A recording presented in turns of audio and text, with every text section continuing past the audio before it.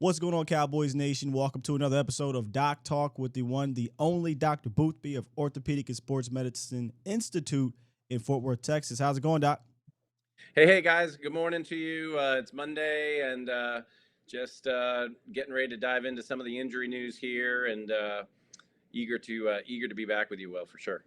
It looks like they'll be getting back a few more players here for this stretch run, and the biggest name of them all is Tyron Smith, Doc. And Sure.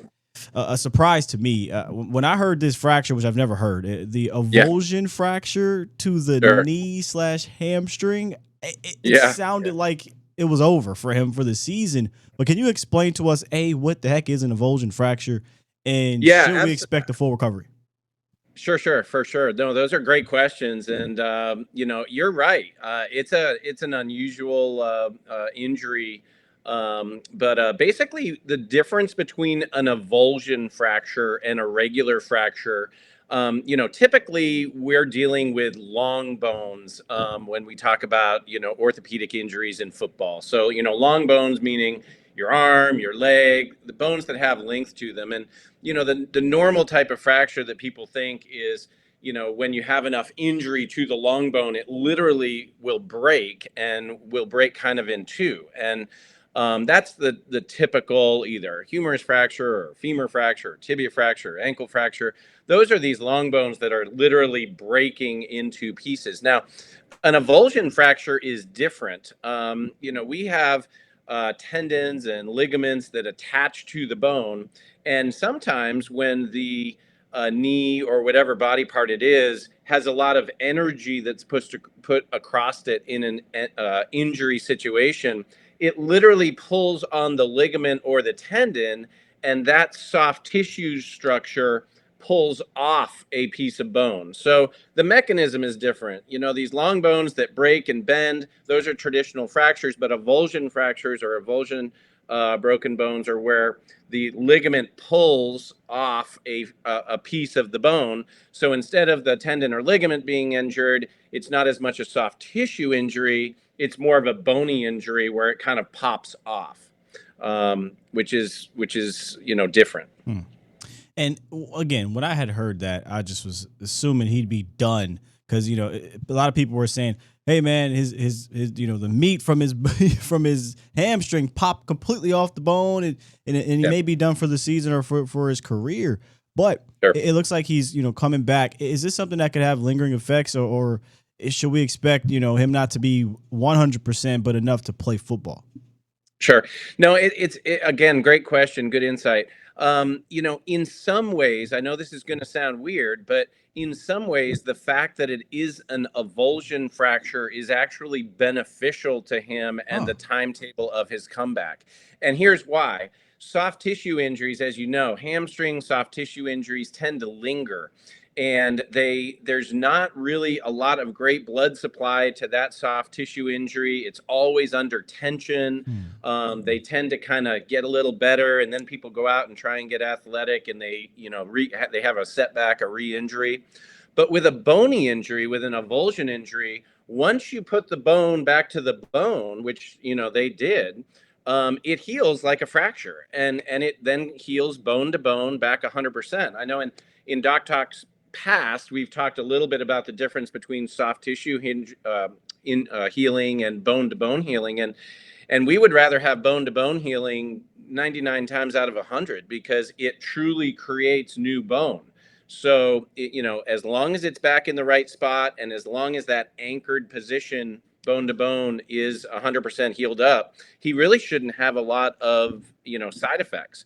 And that kind of 3 month, I think it's been about 3 months or so, timetable wise, for him to return is just about right biologically for that bone to heal back together. So, other than obviously the setbacks of trying to get back game speed and game speed quickness and things like that, from an actually knee injury standpoint, he theoretically should be good to go. And I think it is a little bit better being an avulsion than being just a straight bad hamstring.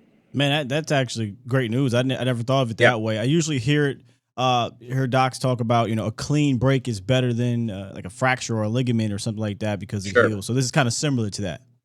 It is. It's along the same lines. This is a healable injury. And again, I know it sounds strange, but the fact that it had a bony involvement to it, I think actually is beneficial for him.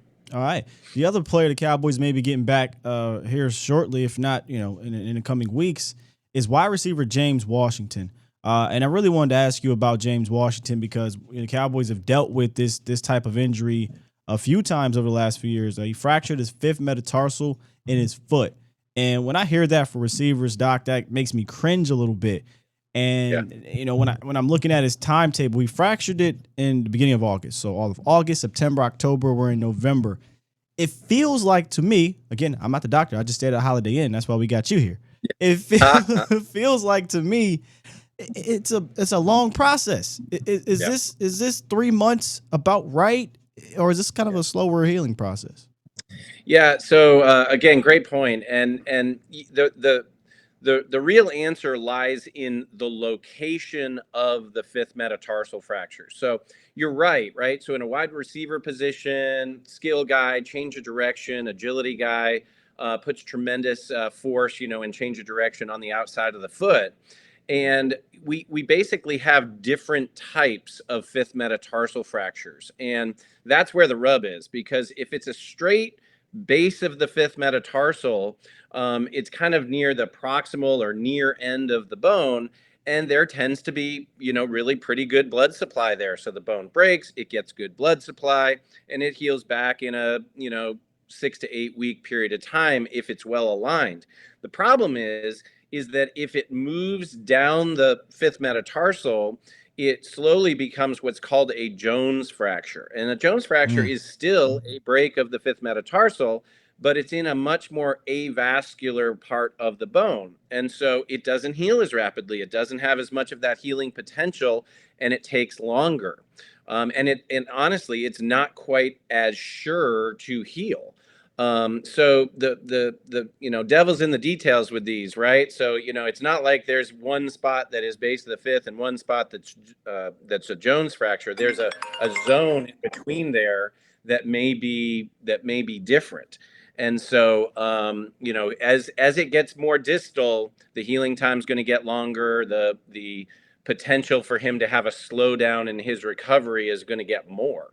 So, again, I haven't seen his specific X-rays, but that's what they're going to be dealing with. These are always tricky. Yeah. Once you have an athlete, because they put so much pressure on that area, you're carrying your whole body weight, and not only are you carrying your whole body weight as you walk around or jog around, but then when you're changing direction, those forces get multiplied, exponentially. So it's significant.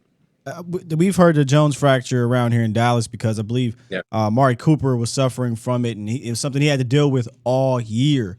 And, James' injury just concerns me the most in regards to him coming back and being right, because he is a receiver. You're talking about a Jones fracture now, and it just doesn't sound like it's something that's going to be a clean recovery in a, he has a short time span to make an impact here. We're in the second half of the season already. Sure.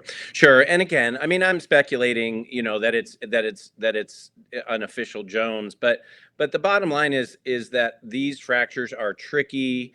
They, you sometimes expect them to heal at a certain rate, and yet, radiographically, or how the player feels, how much pain they're in, may all of a sudden surprise you, and it's slower. And it is, again, because of that area that doesn't get as good blood supply. So, it's just, we all love, and analysts and players and coaches all love timetables, right? They come to the doc and they say, "Hey, when am I going to be ready to go?" Right? And that's when you have to kind of pull out your crystal ball and peer into it and say, "Hey, this is the expected timetable." The problem is with this injury, our ability to predict that accurately is wider. It's just a broader prediction with this sort of problem than with some of the others. All right. Well, Doc, I appreciate the two updates. If anybody has a Jones fracture or their hamstring gets pulled off of their bone, let them know where they can find you to get some help for that. Absolutely. We're the Orthopedic and Sports Medicine Institute. We've got offices down in Fort Worth and Clear Fork, as well as in Decatur and Mansfield. Love to help you guys out in any way we could, and Cowboys Nation in general. So looking forward to talking to you guys again. Looking forward to some W's. That's Dr. Boothby, Cowboys Nation. Make sure you join us again next month on another episode of Doc Talk with Dr. Boothby of Orthopedic and Sports Medicine Institute. Thanks, Doc.